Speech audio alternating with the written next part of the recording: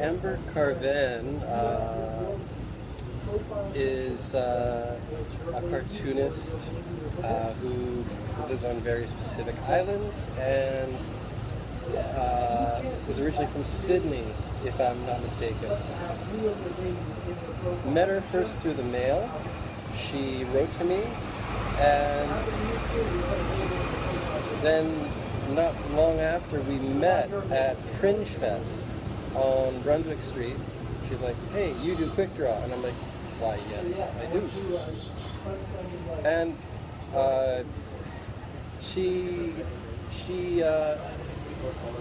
busted out with Big Smoke as her signature title. Around the same time I was doing quick draw in Melbourne. I remember dragging her to one of the Stork festivals. She, at the time, was a bit of a homebody. So I'd be like, Amber, come on over. You got to check this stuff out. And she would be like, we will see. And I think at the Stork, there was a moment where I was thinking she might just climb out the bathroom window. She saw the assembled motley crew there at the Stork, where we'd have all these crazy offbeat cartoonists,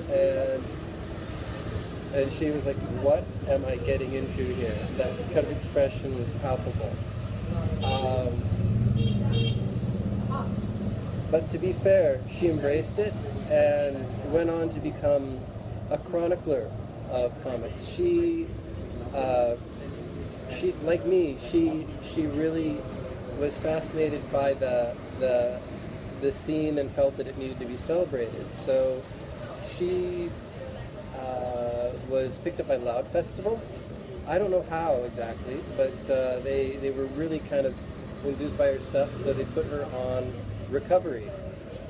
And I hope somebody's got tape of that somewhere. Maybe you should hit up the ABC just for giggles. And she was on the radio as well. So we had like a Loud thing for the Malvern Stars, Loud thing for Amber, and she ended up working for Noise, I think it was, later on after I left Australia. And when I left, we corresponded. She ended up meeting Richard Logan for an interview, and he had done circumstantial evidence, and one thing led to another, and now they got some sprogs.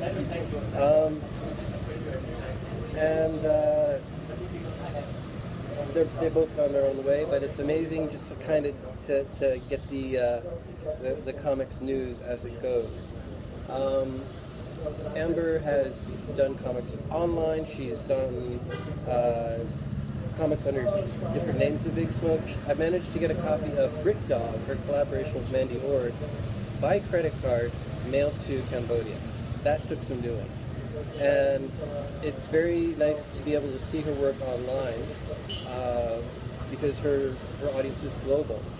As an enthusiast, Milk Bar was her way of showing and sharing the scene. It was interesting. She was like, "Why are people arguing about comics?" And it's like, that's what happens when you run a directory kind of zine.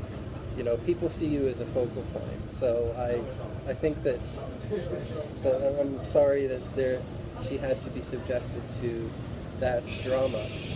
She's also been known as the organizer of Comic Rehab, which gave me a kick in the tuchus. I think it was 2008. And really helped me get off my arse for doing Quick Draw number 6. So kudos, man. Thank you.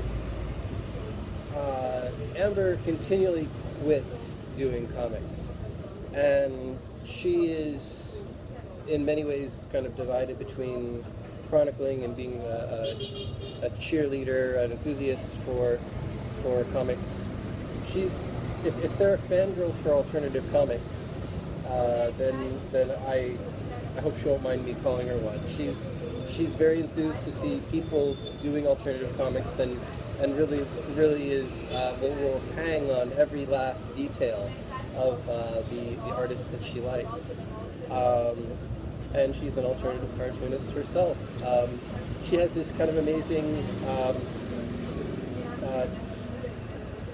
awe at people who are doing comics, yet she's doing the exact same thing. So, yeah, I don't believe you, Amber. You're not quitting comics. You're taking an extended break. Speaking on that count, generally, not just about Amber, but about comics in general, I think it's important to let the field lie fallow sometimes and take a break. There's no crime in that. There's nothing wrong with that. I've done it myself, and you come back refreshed. It's important. You can't force the art. Sometimes you need a kick, yes, but you can't force it. It will come. So I'm very excited when I see something new from Amber, and you never know when or what she's going to do next.